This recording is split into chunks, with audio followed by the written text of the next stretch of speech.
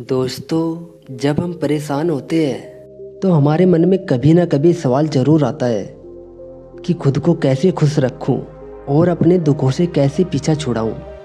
दुखों से पीछा छुड़ाना शायद हर किसी के लिए इजी ना हो, लेकिन खुद को खुश रखना हर किसी के लिए आसान होता है। हम खुद को खुश तभी रख सकते हैं जब हम सच में खुश रहना चाहते हैं। कई बार हम अपनी सोच इस तरह बना लेते हैं कि हमें हमारे आसपास सिर्फ दुख और परेशानियां ही दिखाई देती है, जिनकी वजह से हम खुद को खुश रखने के बजाय खुद को दुखी रखते हैं। इसके विपरीत कई बार हम खुशियों की तलाश में इतना खो जाते हैं कि हमें असली खुशी कभी मिल ही नहीं पाती।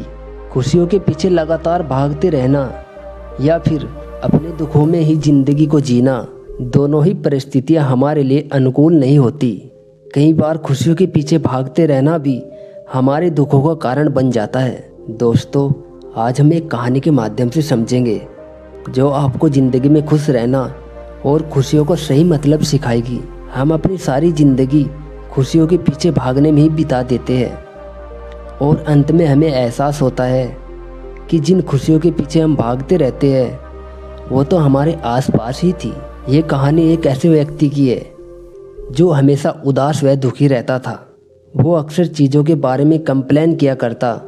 गांव के लोग उससे बहुत परेशान थे क्योंकि वो ना तो खुद को खुश रखता था और ना ही दूसरों को खुश रहने देता था। बढ़ती उम्र के साथ उस व्यक्ति का बिहेवियर और भी ज़्यादा कंप्लेनिंग और नेगेटिव हो गया। गांव वाले उसे अवॉइड करने लगे और लोगों ने उससे मिलना जुलना और बातचीत करना भी बंद कर दिया। कुछ समय बाद जब वह व्यक्ति 65 साल का हो गया तो गांव में उसके बारे में कई तरह की बातें फैलने लगी कि वो बूढ़ा व्यक्ति अब खुश रहने लगा है और अब वो हर किसी से खुशी खुशी मिलता है और चीज़ों के बारे में कंप्लेन भी नहीं करता। यह सुनकर गांव में कुछ लोग उनसे मिलने आए।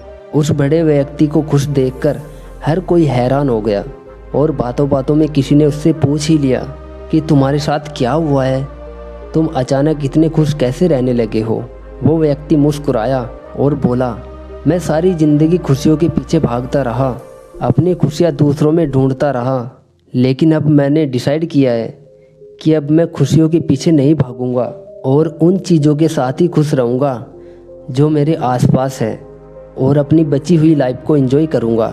इसलिए आज मैं खुश हूँ। दोस्तों, कहानी हमें ये बात भी सिखाती है कि अगर लाइफ को एंजॉय करना है तो खुशियों के पीछे मत भागो।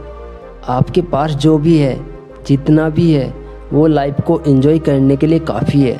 हम अक्सर ये सोचते हैं जब हमारे पास बड़ा घर, बड़ी गाड़ी और बहुत सारा पैसा होगा तो ही हम लाइफ को खुश रखेंगे। हम सारी लाइफ इन्हीं चीज़ों के पीछे भागते रहते हैं और इन सब की वजह से अपनी लाइफ को एंजॉय करना भूल जाते हैं। एक खुशियों भरा जीवन जीने के लिए हमें बड़ी गाड़ी, बंगला या फिर ढेर सारे पैसों की ज़रूरत नहीं है। और जब हम ऐसी चीज़ों के पीछे भागना शुरू कर देते हैं, इन चीज़ों के ना मिलने पर हम खुद को दुखी कर लेते हैं। इसलिए आपके पास जो भी है वो बहुत है और आप जो पाना चाहते हैं उसे खुश मन से पाने की कोशिश कीजिए। लाइफ को एंजॉय करिए और खुशियों के पीछे मत भागिए।